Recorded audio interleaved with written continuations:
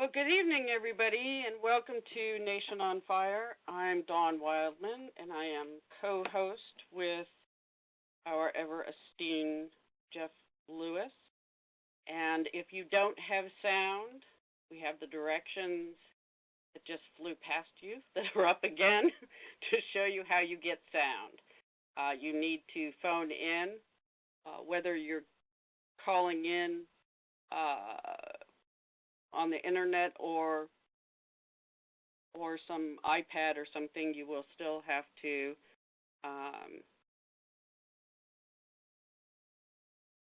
dial in so that we have sound, so you have sound. Actually, I had to interject because I learned something this past week with the app, the phone app. You can hear and you can chat without calling in. Oh. Okay. It must be something they modified because it wasn't that way before when we experimented with it a few months ago. Mhm. But it is now. Not to interrupt. But okay. Good to know.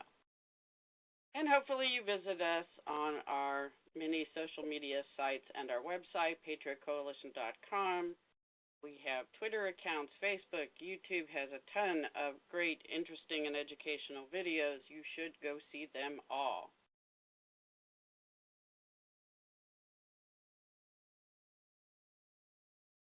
And tonight, our show is not about parental rights. No, it's not. But I got thinking about we were going to show them, what if they weren't here last week, what they missed. Okay. But what we discussed last week was a follow-up to this one, both of which they can find. Our show 2 weeks ago, last week's show. Actually, yeah, on Article 5 salesman in North Carolina was good, which was both of those related to our lieutenant governor and his efforts to help trigger an Article 5 convention. And since it's election day, we're going to do a little shorter show. And we first talked about this topic. It's like, somebody please put a stick in my eye. But it's something that needs to be discussed. We're not going to go in the weeds at all.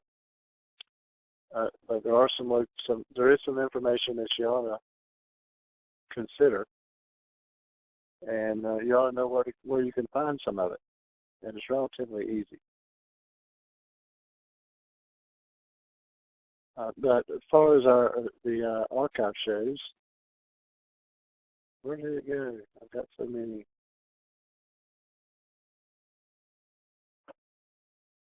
There it is. Go to patriotcoalition.org.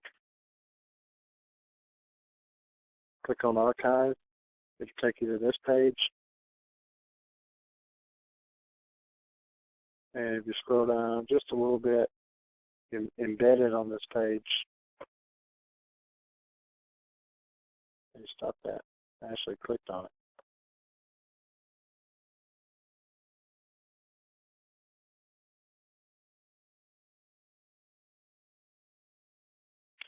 If you don't do like I just did,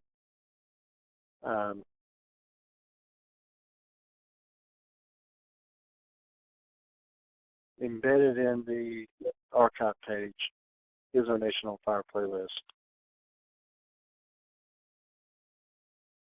You get it pull down.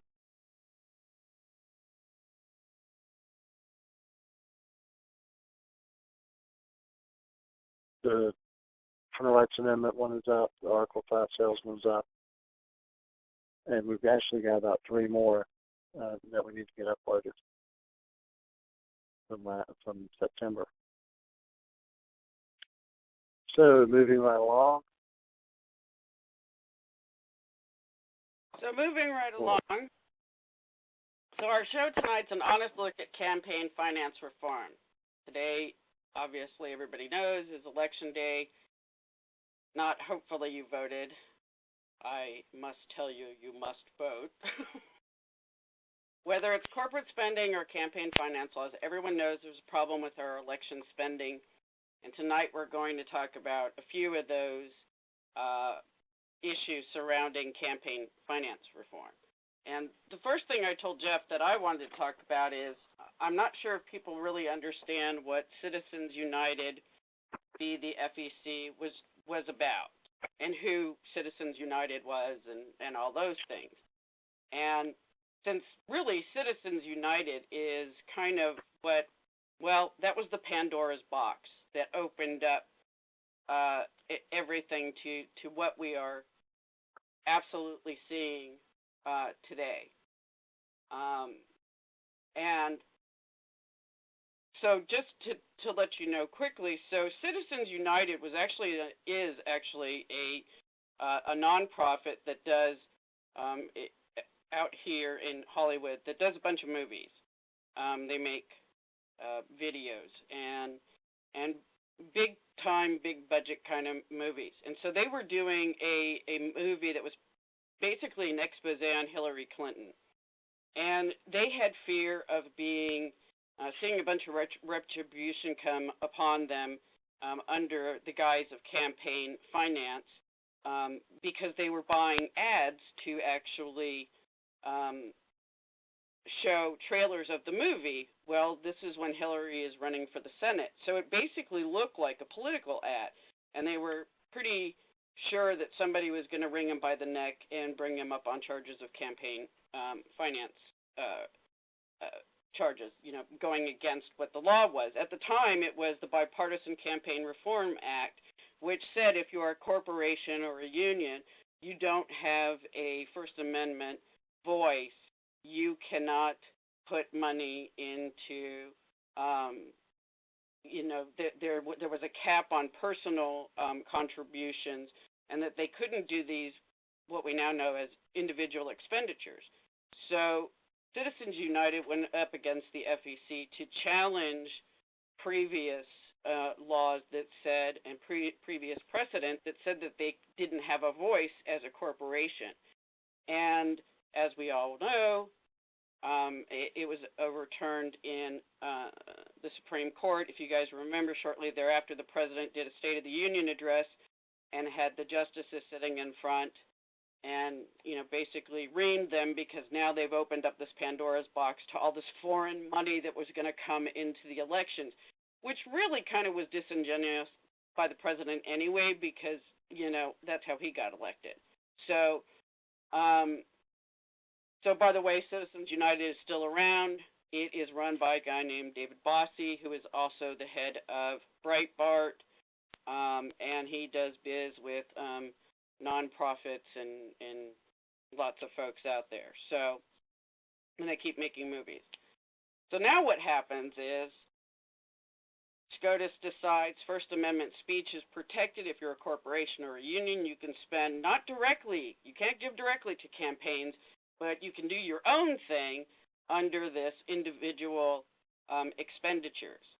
And so now you see all kinds of money changing hands and all kinds of nonprofits and PACs and super PACs and 527s. I mean, everybody out there has got something.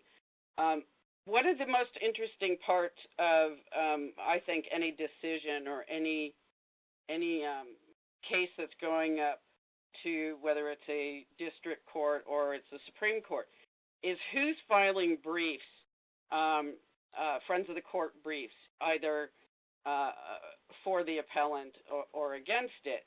And this was no different. Citizens United was no different. It's like the who's who of both the left and the right.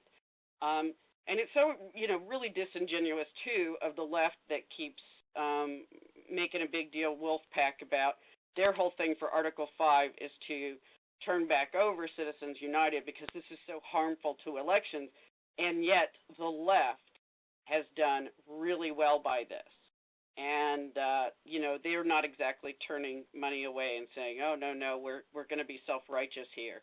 So don't believe that for a minute.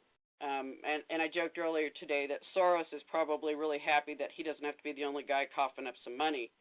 And a little bit later, we're going to show you where you can find who's contributing and who's contributing to your particular representative, and the corporations and special interests and all those folks that are,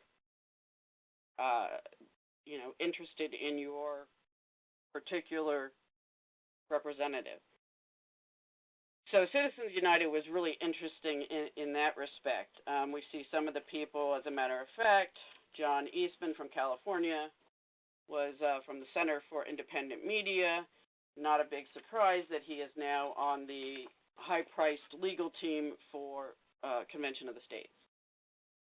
So if you go down, it's this decision's like 57 pages, but if you go down a little bit, you can see the amicus curiae briefs and who those people were. So that was really fascinating to me. One of the things I wanted to talk about too is to tell you, as Jeff and I were discussing this subject, there is a journalist named Kenneth Vogel. Some of you may know who he is because you see his stuff out there on HuffPo or Daily Cause or wherever. And he wrote a book this year called Big Money. The subtitle of it is $2.5 billion, One Suspicious Vehicle, and a Pimp on the Trail of the Ultra-Rich Hijacking American Politics. If you haven't read this, I highly recommend it because this is basically the tell-all of who's doing what and how much it's costing them. And really the cost to us is that while our vote absolutely counts, and I don't believe for 1 minute we should never vote, it really shows you, as much as we talk about that there's a small group of people in Congress, 535, that make decisions for millions and millions of Americans every day, mostly to harm us, it seems. And, that's such a small group of people. Obviously, we think we should be able to tackle that. Well, the ruling elite, who are the money behind those people, are a small group of people too, and so it's really fascinating with very deep pockets. Right. There is always this talk that the Koch brothers have been doing this a long time and they're really great at it. Yeah, they are. What actually, most of the stuff in the book I wasn't surprised about or didn't know.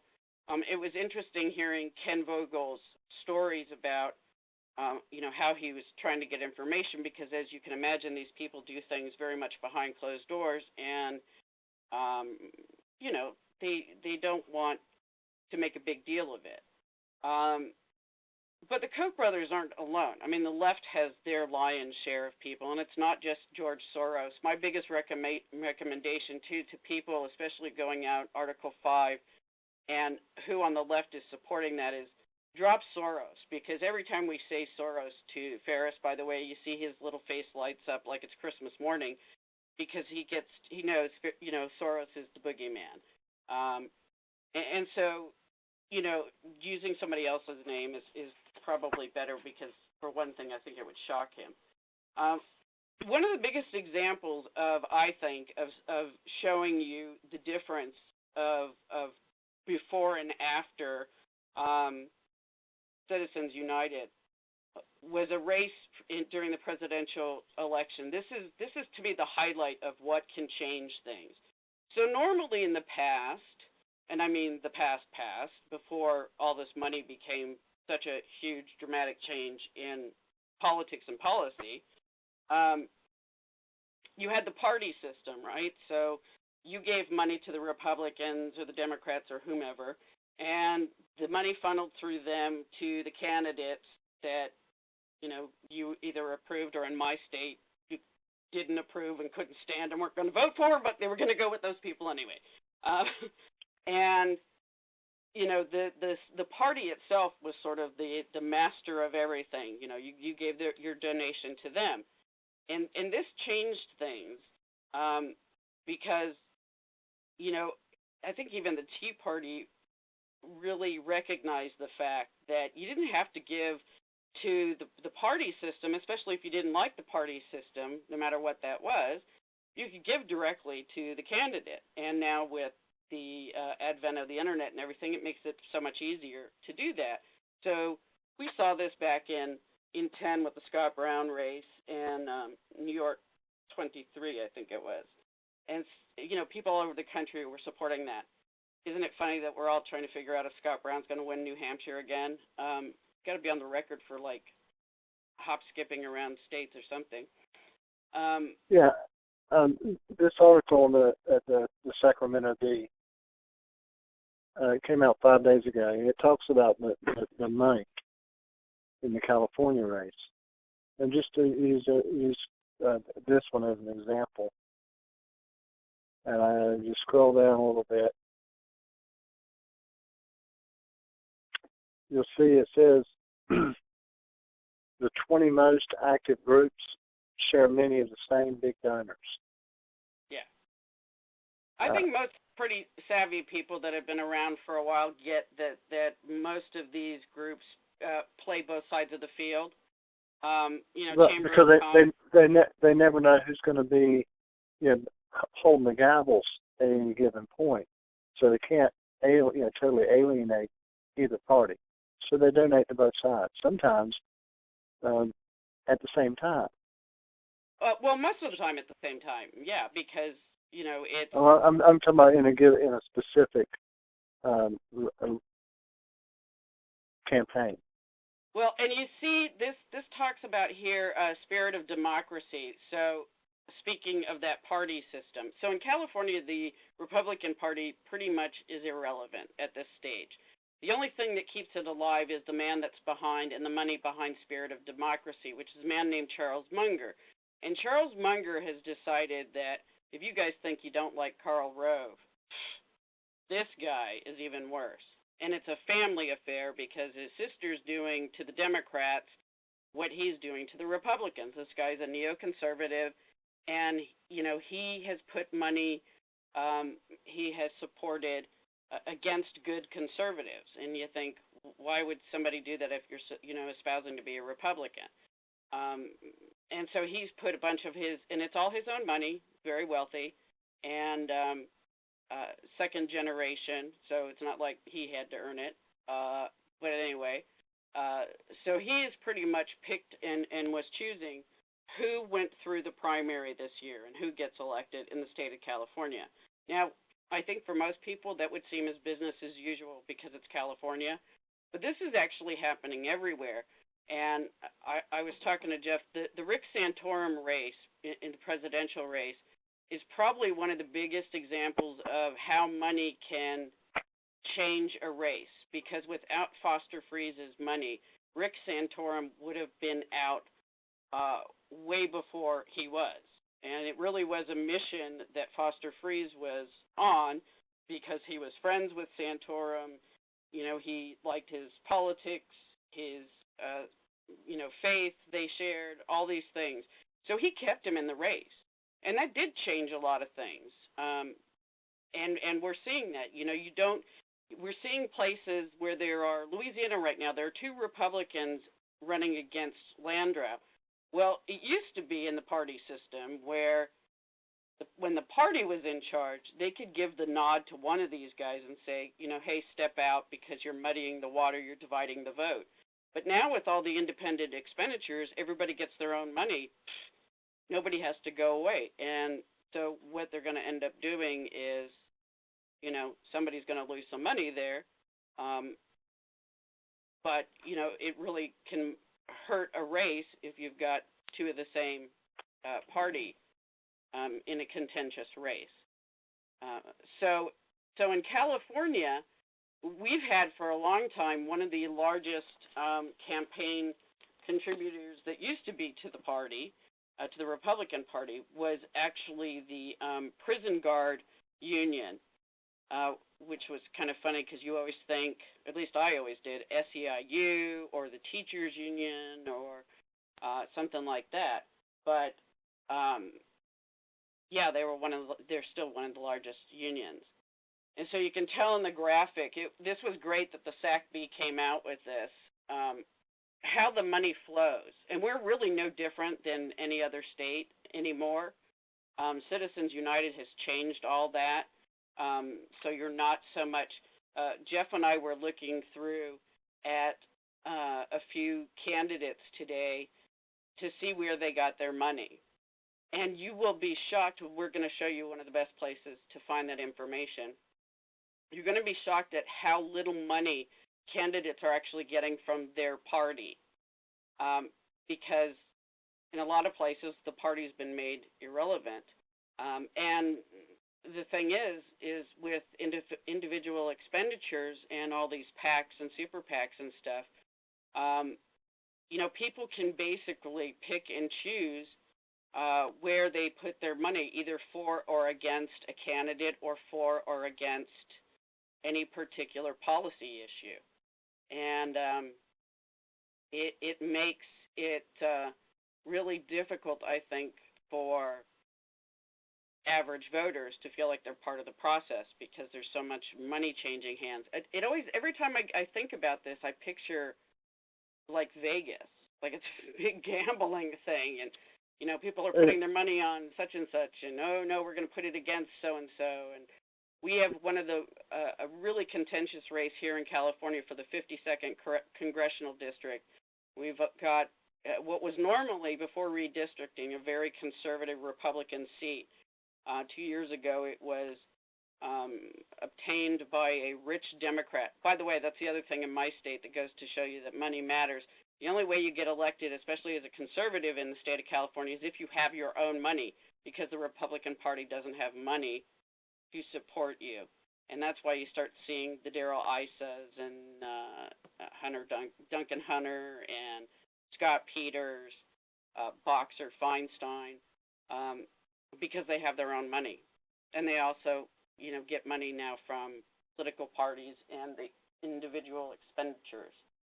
But we have this contentious race, and a Republican and this Democrat, and neck and neck, and not one of them has talked about Obamacare, ISIS, illegal immigration. At the 11th hour last night, the Republican came out with some sort of policy about what he would do about the border, but it frankly was a little bit too late. Still don't know how that one's going to go, but, North Carolina, the Senate race there, what did you say, Jeff, $100 million? Seriously? $100 million. And somebody's going to be out $50 million. So one of the things, too, we wanted to make, could you go to that graph, the graphic, Jeff?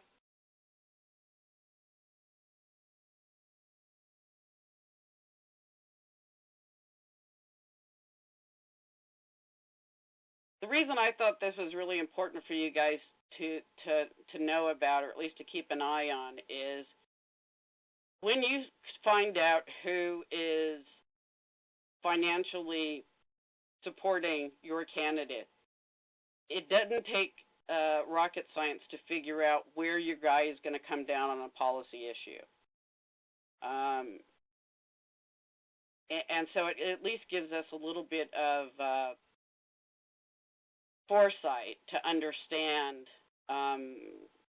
how people are going to come down. I mean, you could have somebody that's telling you what a great conservative they are, but SEIU has helped to fund their campaign by a huge margin. You got to question how this person's going to vote. And these aren't even everybody. So this is California. I mean, we have everybody, big ag, big pharma, big union, big oil. Everybody's involved out here. Environmental groups, the U.S. Chamber of Commerce. If you live in California, what's cool about this map, if you roll your mouse over it, It'll tell you the blue are the unions or the PACs, and the yellow ones are the NGOs, and it shows you the connections. Just roll your mouse over it, it'll pop up and give you the full name and where their major funding comes from. In some cases, how much, or who their sponsors are. Caring for California, sponsored by SEIU. Yeah, it's always interesting to see who's in bed with who. There have been projects we've worked on to ensure we don't get another gasoline tax, and the people sponsoring it are Chevron, and then next thing you know, you've got some of these different NGOs that you would have never thought in a million years you'd be working with, but they come alongside too, and and you can see up here Charles Munger and his Spirit of Democracy. That's his PAC. Where is that? Over to the left. To the right, I'm sorry. Up. There you go. So that's attached to Charles Munger, and he is the Karl Rove of California. His sister Molly is doing to the Dems what he's doing to the GOP. Oh, that's another thing. So this last election, too, tons of charter school money coming in. Tons of charter school money. Some of my favorite reps, and literally only charter school money is taxpayer money. Essentially. No. Do they not get a per student dollar figure at the charter schools? Well, what they're trying to do is they want to set up more of these private partnerships. Well, it's a public-private partnership, but the money is mainly coming from the taxpayer. Yes, eventually. It follows the child, yes. But if you want to, say you're a bank right now, one of the great things that Clinton did was sign a bill that gives banks the ability to get a 39% tax credit for opening new markets, and charter schools are considered new markets. If you live in the great state of Texas, you are seeing Mobile do wonderful commercials for how great Common Core is.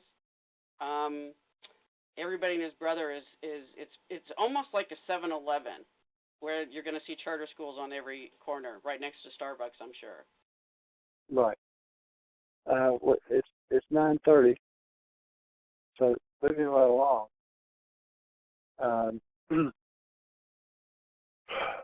I'm not sure what the answer is on corporate personhood, or on how we should treat PACs, political action committees, if they should even be allowed to exist. If there should be limitations on the monies that unions and PACs can contribute. But there's a lot of questions that we're not asking, a lot of conversations that we should be having about our election process that we're not having. And until we start first, let's look at what we have, and it's not pretty.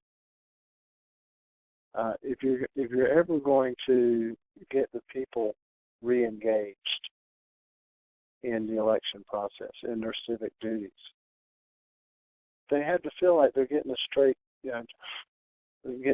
vote, and that their votes matter, that their voice matters, that the people that they elect share their values and principles, will actually stay within the confines of the authority that office holds.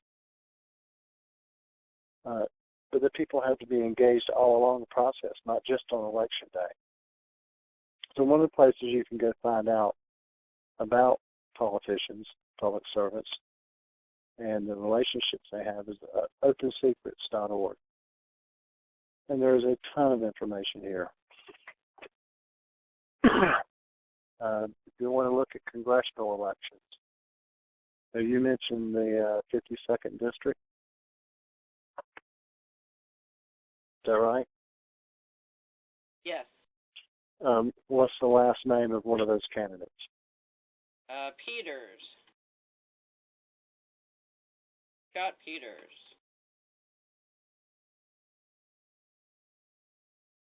And that's in lovely California. Yes.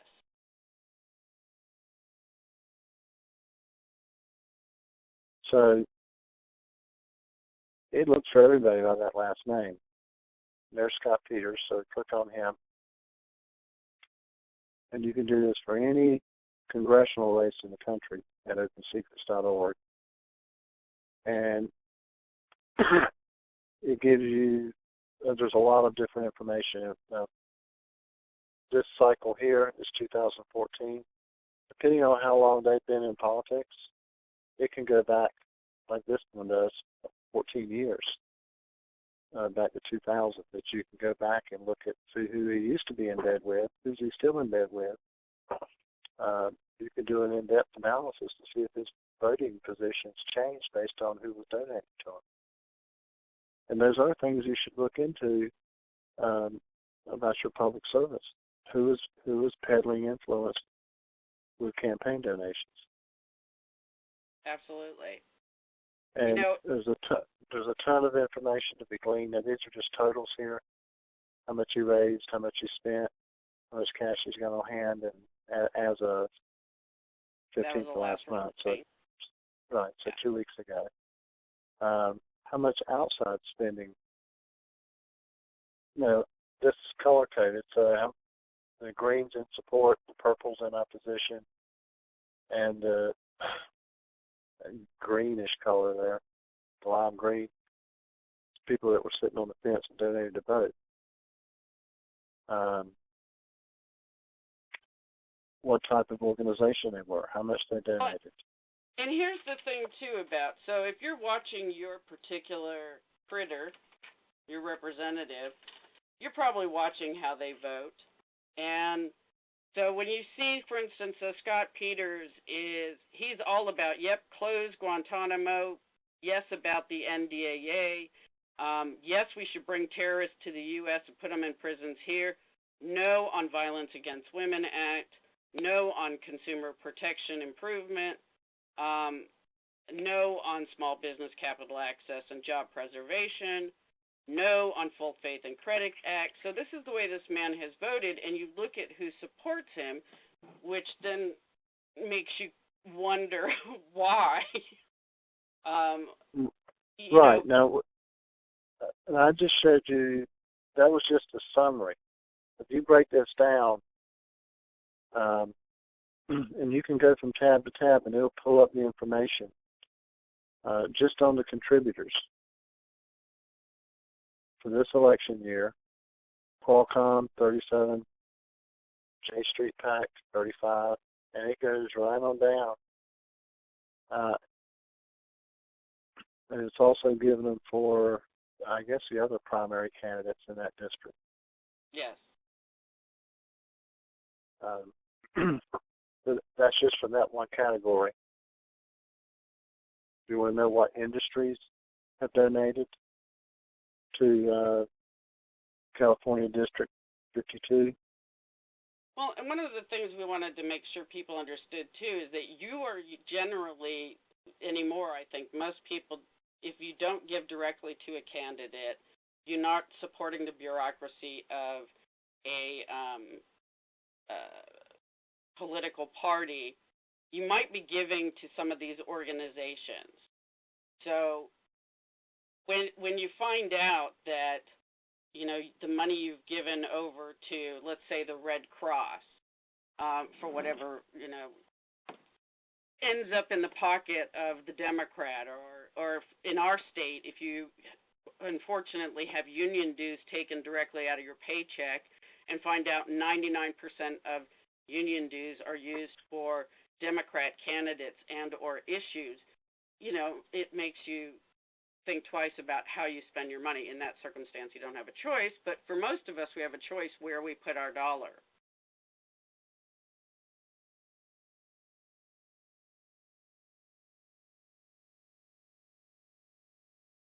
Oh, I was talking to myself. So go to OpenSecrets.org. Check out your member of Congress, your senators. There's a Find tab out. on influence and lobbying too, where you can look up organizations and 527s and all that and see how they're spending. It's a great. I'm sure you guys are super smart, so you probably already know all this, but for maybe those that are first kind of getting into activism, it's a great way to,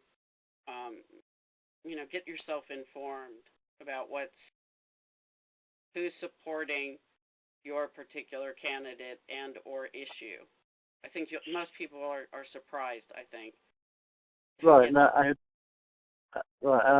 had pulled this one up because just that last candidate we were looking at. Uh-huh. For where was it?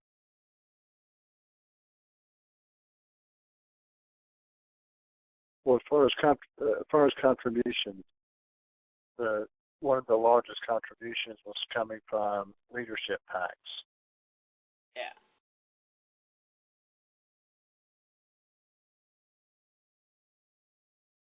And this is the top industry chart. But I had pulled up this article that was also at Open Secrets, specifically about leadership PACs. And they gave a few examples, such as Mary Landrieu, Al Franken, Kay Hagan's down here somewhere. And this is a scam of getting around the limitations on donations that go directly to candidates. These leadership PACs will donate money to somebody else's campaign. So Kay Hagan, for example, has a leadership PAC, and I clicked on that. But Pelosi has a big one. It's called. They all do. Yeah. Well, most of them do. But they donate monies to each other's campaigns from what they're called leadership PACs, but it should be called incumbent PACs or political party PACs. And it can be confusing because, like, Pelosi's is called, Congressional Majority PAC. Now, if you're looking at Congress now, you think, oh, that must be a Republican group. No. The other cool thing here, too, on this site is you can look up how your favorite entertainers in Hollywood, how they spend their money and who they give their money, which really is your money as well because you support everything they do in buying their books, seeing their movies, and you can find out how and who they give their money to.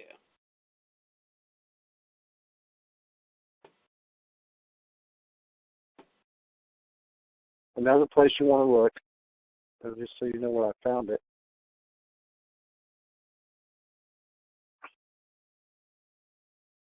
I believe it was here, it was under other data. No, it was not.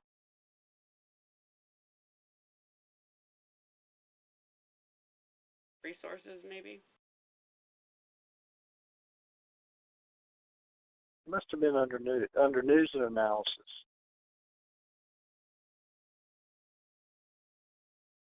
Campaign finance links is what I clicked on. And that's what took me here. Yeah, so from has come a long way. And they've got a list of several other places that you might go look. And FEC is one of is a good one. The 527 disclosure site at the IRS. And this one is an interesting one, especially for state races. OpenSecrets.org. Yeah, this I'm is sorry, Project VoteSmart, and it's votesmart.org. So I looked up a gentleman that I've known for years before he ran for public office.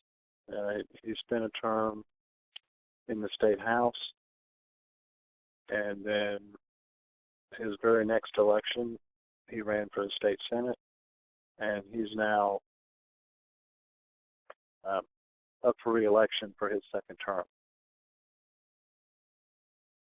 So looking at Mr. Cooks, Senator Cooks, at votesmart.org, see how much of the money that went to his campaign came from inside the state, how much of it came from outside the state.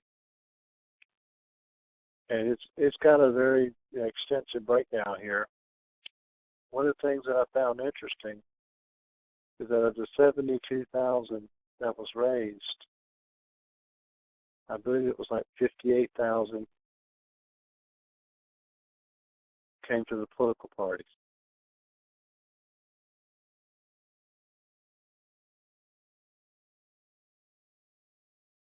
So there was more money that came from political committees, party committees, and political campaigns. It seems like the total was around $58,000.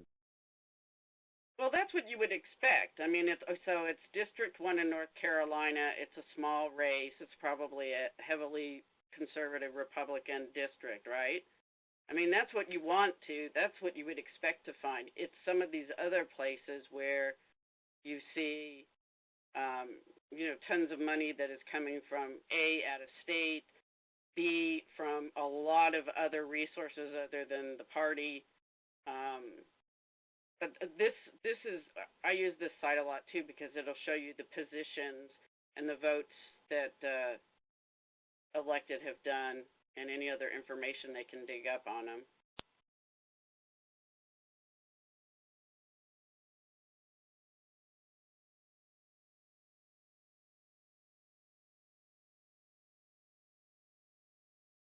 This is actually so helpful because this is where I went. I knew Scott Peters had some he's not in my district, but I knew he had some really kind of hinky votes.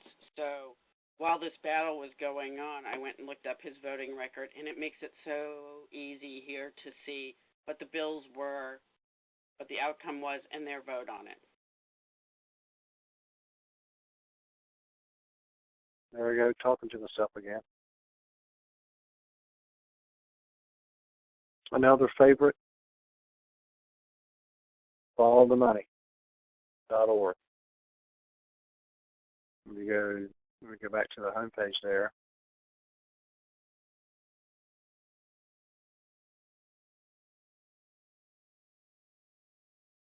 So you want an election overview, or you just want to know about your district?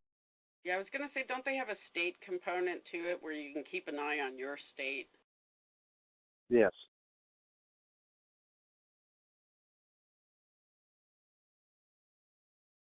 Well, maybe I can get my full address.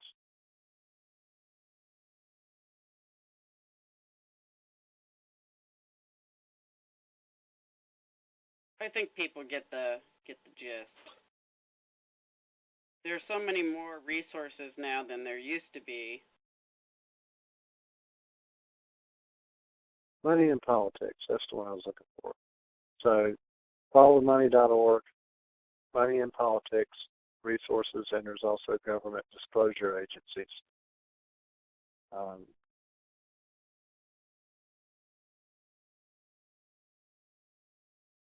So you're not having to get your information from any one source.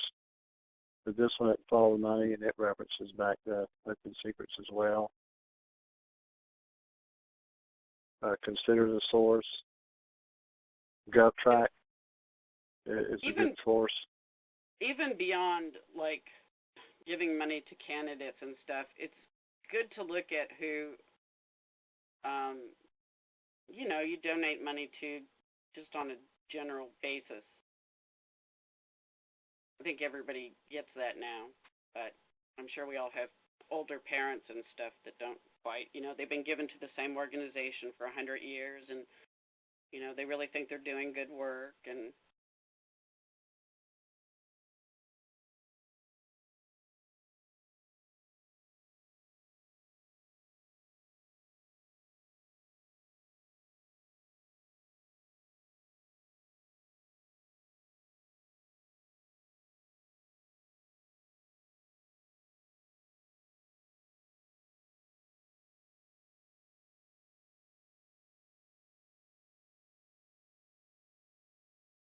so, having said all of this and given you guys the ability to check out some new places that you can bookmark to go look at these things, um, hopefully all this is really helpful and provides you guys with the ability to dig a little deeper the next time you're looking at your guy or you're fighting a particular issue, or when you question why your guy is voting differently than you anticipated, which I think we all end up in that position from time to time. Right. This one has this. This is the Government Disclosures Agencies tab under followthemoney.org. Has a list of and links to the state disclosure offices. So no matter what state you live in, let's say Indiana. Right. Every state has disclosure. Right. So it's taking but that's just another one of the resources that's available at Follow the Money.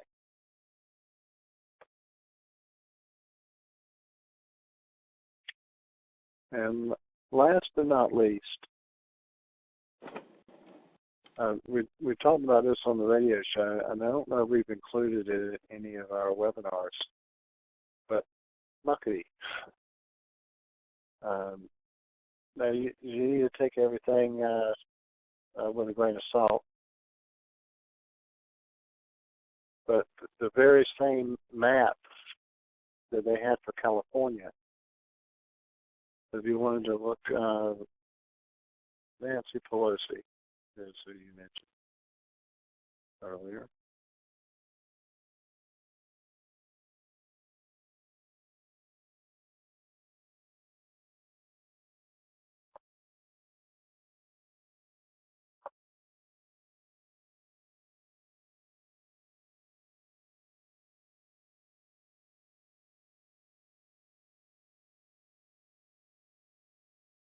Do you want to know how many visits somebody made to the White House?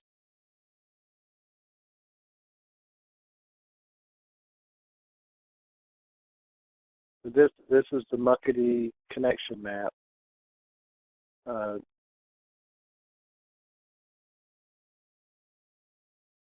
was the embedded version. If you click on the larger version, it'll fill your screen up. And there's actually a toolbar on the side.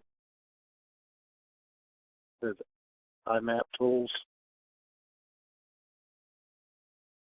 That gives you lots of options. So if you're looking for associations, double click on the person, wait for it, and it'll expand them further out.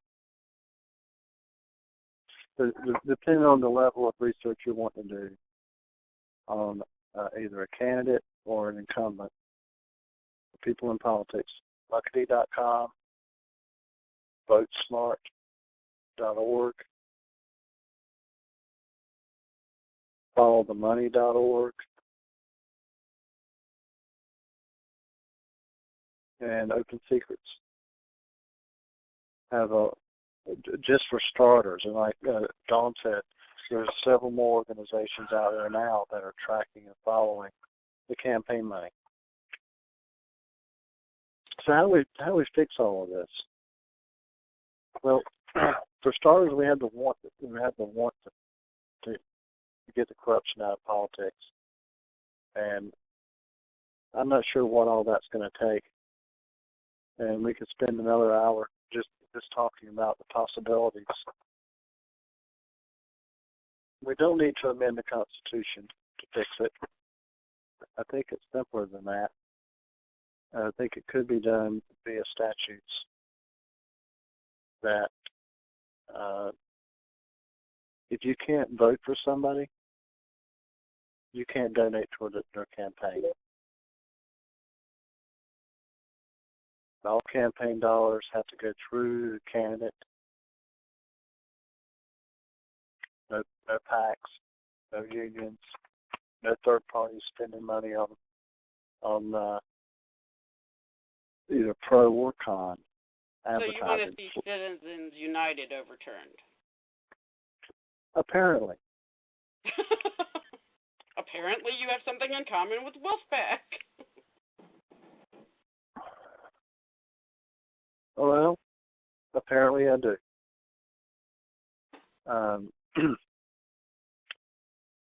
This, where do you, well, like I said, these are conversations that we should be having that we're not having as a citizenry. The people that are having the conversations are the people that are buying and selling politicians. They're having the conversation. They're impacting legislation. Absolutely. And election laws and election policy. If we the people want to get the corruption out of politics, in the North Carolina Senate race, I remember back in the early 80s when former Governor Jim Hunt was running for the U.S. Senate against Jesse Helms.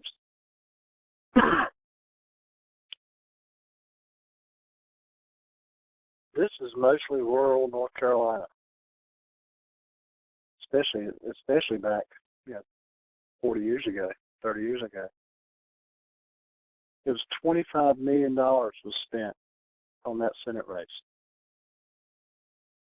At the time, it's all over the news, most expensive Senate race in U.S. history was in North Carolina. Here we are, 2014, and I'm hearing it again, except this time it's over $100 million. The race between incumbent Democrat Senator Kay Hagan and outgoing House Speaker of the House, the North Carolina General Assembly, Tom Tillis, between the two, and outside PACs, over $100 million spent trying to get a job that over the course of 6 years pays just a little over $1 million. But here's the issue, though, really, is each side will say, and they do, we have to do this because this is what the other side is doing. The Republicans say we have to do this because the Democrats are out fundraising us, 5-1. We have to have the ability to do this. And we have to do this so we can get fresh faces and new people in. And depending on what party you're with, you think that the ends justifies the means. Right. But really, I see this as, it's another one of those issues that puts, when there are more and more people put between us and who is supposed to represent us, and that goes for whether you're talking about a grassroots organization or your representative, any of these things, when there are more and more people that are put in between you and who you're supposed to be able to have their attention, there's a problem. Right. But it's hotel. This was a boring topic, but it was one we needed to discuss. See, you only think it's boring. I think it's fascinating. Well, until the people decide they want to clean up campaign finance, it won't happen. They're going to have to elect politicians that go to Washington and go to the State House that will draft and then adopt laws to change the status quo. Right now, it's over a 90% incumbent re-election rate. Yet Congress has the lowest approval rate in history. But this is the first time we've seen this statistically where there are more people that feel like their guy isn't representing them well. Because usually it's everybody else stinks except for my guy. And now people are going, you know what, my guy stinks too. So maybe that's the beginning of change. Well, if everybody would quit voting for the lesser of two evils, eventually we might turn the corner where we had less evil in office. Because there is a force multiplier for good, and there's a force multiplier for evil. Right? The lesser of two evils is still voting for evil. Vote for good. Good guys win sometimes. And with that,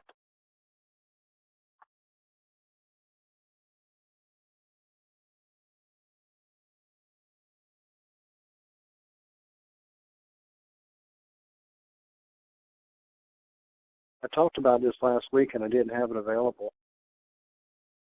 And I won't say what I felt like, but I told you I had it. I was talking about words mean something. And the people that are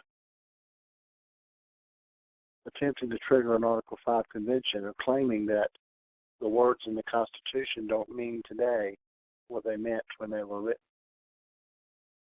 And one of the main parts of the Constitution they point to as a reason that we need to amend it is the Commerce Clause.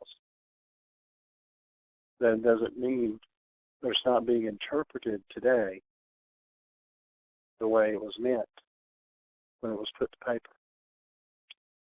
And I said, well, if you look at the dictionary that was already in existence at the time of the founding, commerce means the same thing in 1755 that it meant in 1828 that it means today. So it's not the interpretation of the word that's changed. It's the amount of violations and usurpations of that intent that the American people would put up with that's changed. Because we didn't used to put up with this mess. And we put up with a lot of mess today. With that, our next show is Veterans Day, November 11th at 9 o'clock Eastern.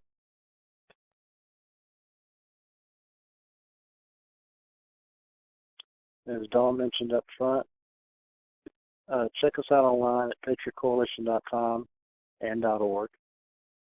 On Twitter at Pat Coalition, my Twitter account, Patriot Watchdog, Facebook, and on YouTube.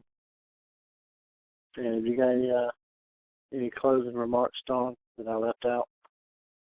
Oh, nope. If you want to send us an email, email addresses are simple.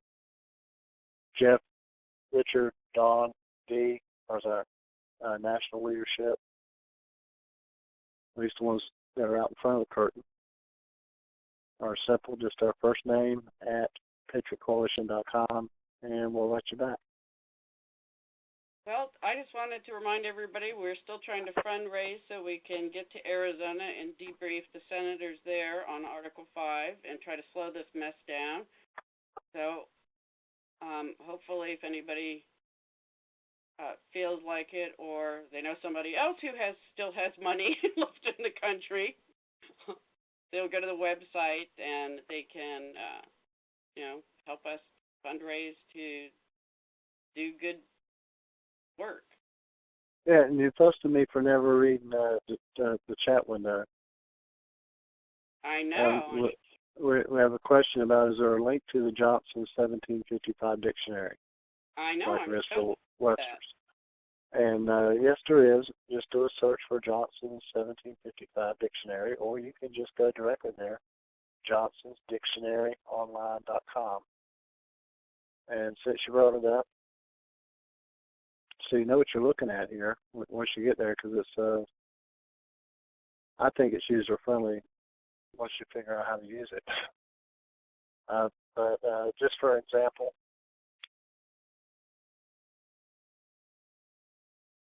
and this is the complete dictionary. I clicked on C to pick C words. Ooh, like a real dictionary. Like a real dictionary. And I wanted to look up commerce.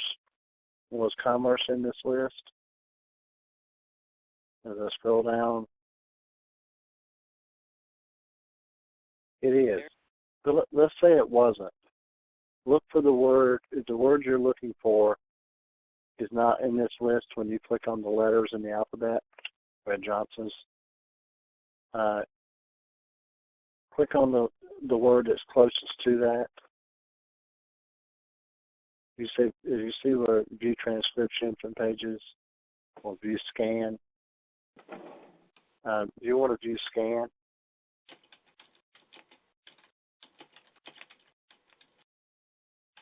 Well, Cory Gardner was just called in Colorado as the winner. The Republicans have a net gain of 5. So if you click on the page numbers where it said the scan comes from, it takes you to the photocopy of that page. Then just treat it like a dictionary. So the commerce quote, you want to go confirm it. Like it was at the bottom of this page. Oh, yeah, right here.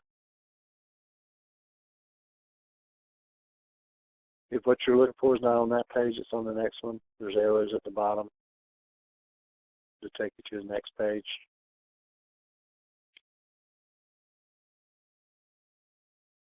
This is not, you can't cut and paste from this. It's not like that. It's a photocopy. But you can do a screen print of it, throw it in the paint, and crop it, which is really easy to do.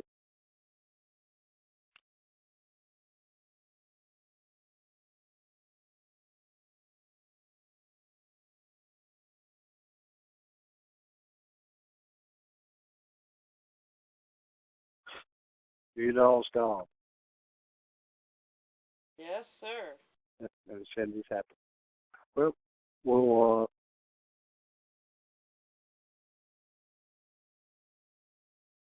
last but not least, as Dawn mentioned, we've got a lot of things in the pipeline that require either myself, Dawn, or our general counsel, or at times 2 or 3 of us, to travel various places around the country. We're all volunteers, and we've got some trips coming up. One of them next week that we're still looking to raise some funds for airfare. If you could help us out with that, we will be extremely grateful. Please support the Patriot Coalition at patriotcoalition.com or .org. There's a donate button. And with that, we'll see you next week. Thanks, everybody. Have a wonderful week.